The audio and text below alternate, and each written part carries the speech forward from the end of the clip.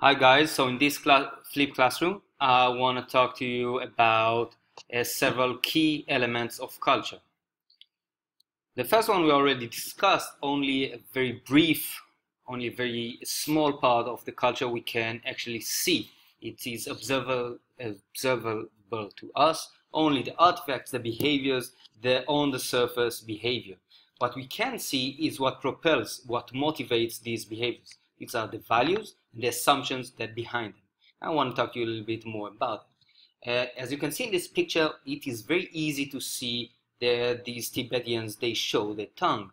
The how, it's very easy to describe. Why are they doing it? It is tricky. They are saying hello, but an outsider can't really understand it, right? To understand the logic behind the behaviors, behind the symbols, it's pretty hard.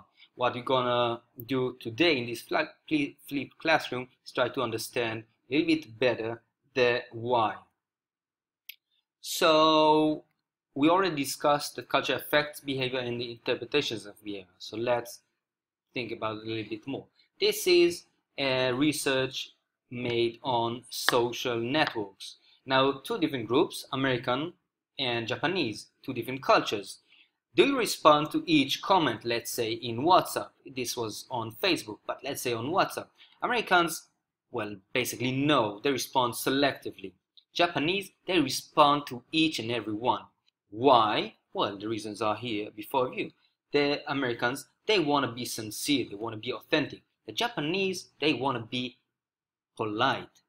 Doesn't care if you're authentic or not, you must be polite.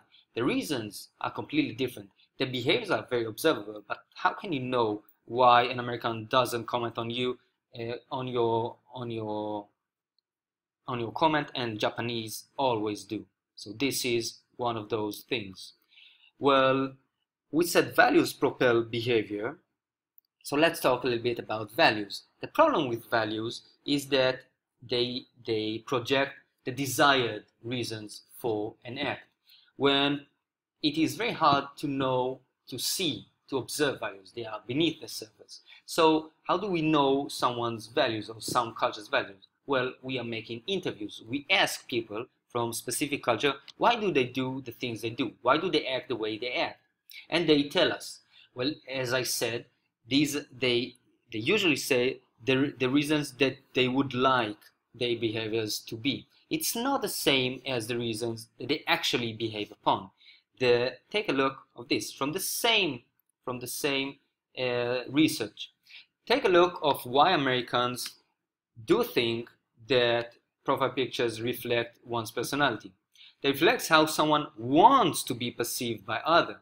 So this is part of your personality, but this is exactly what I mean. It is the way you want to be perceived, the way you want your actions to be perceived. This is not the real reason, or let's say that's not the final reason. What is behind these values are assumptions. This is the deeper level. This is what creates or determines the values.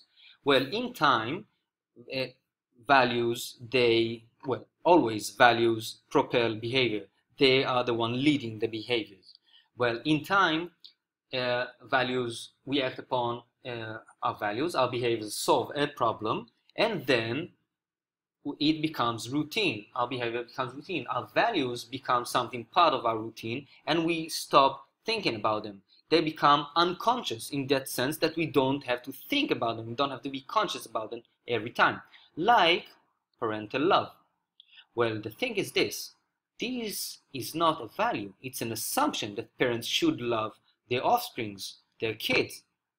It's an assumption. It doesn't mean it's right or wrong. It is just the way we conceive it to be. And this is the thing about assumptions. They are so tricky because they are even beyond argument. These are the things that we take for granted. These are the things that we say this is the way it is. And if you don't believe in that, so either you're an ignorant, you're a barbarian, or you're insane. A parent that doesn't love his child is considered insane, right? One more thing is culture can be differentiated from both universal human nature and unique individual personality. If you are the only one acting the same way, well, this is you. If you are the one liking something, it's only you.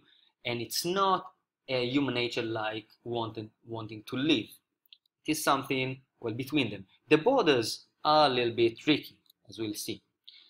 Well, it is different from human nature, like the need to eat, like the need to defecate after you eat, but culture influences our biological processes. Think about this way.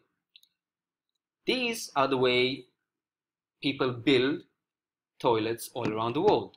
Now take a look of how different it is.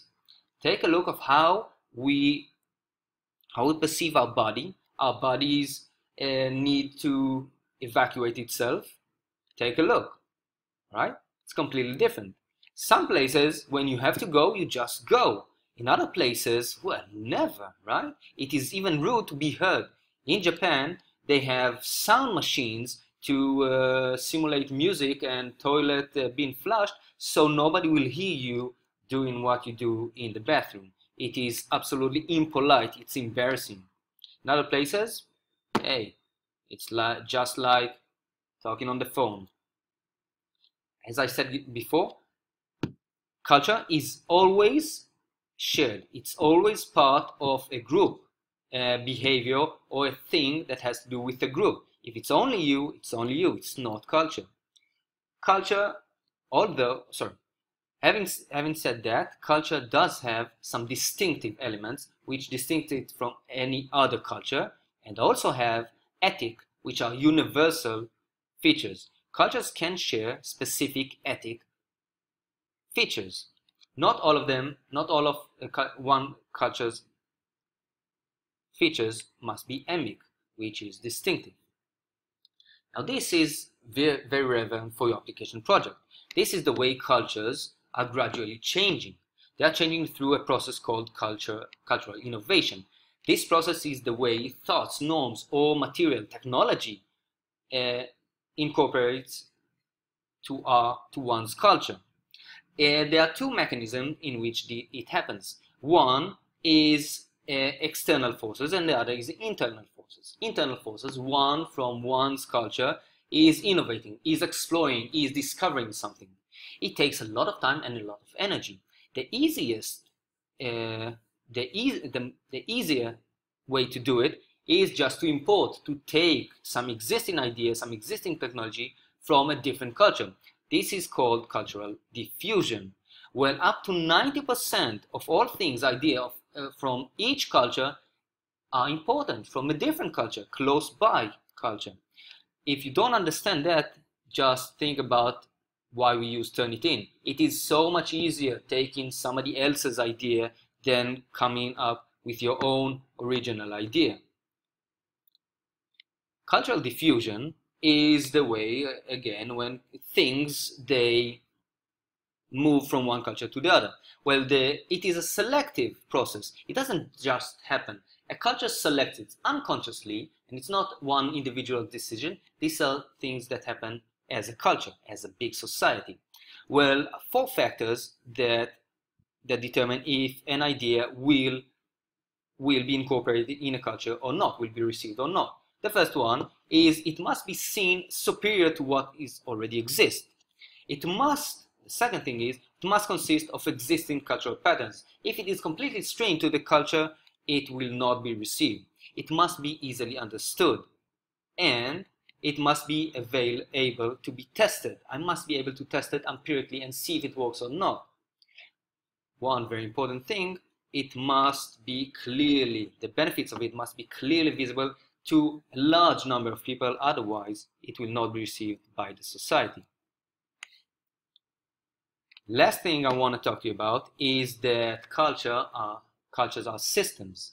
Every part of this system, the customs, the behaviors, the symbols, the way people act, their values, their beliefs, they are all interconnected. Every part is connected to the other part. If you change one, you create a chain reaction and everything else is changing. Think about the circle of rain, the circle of water. If you change one feature in here, everything is changed. The same goes for culture. That's it, guys. See you in class.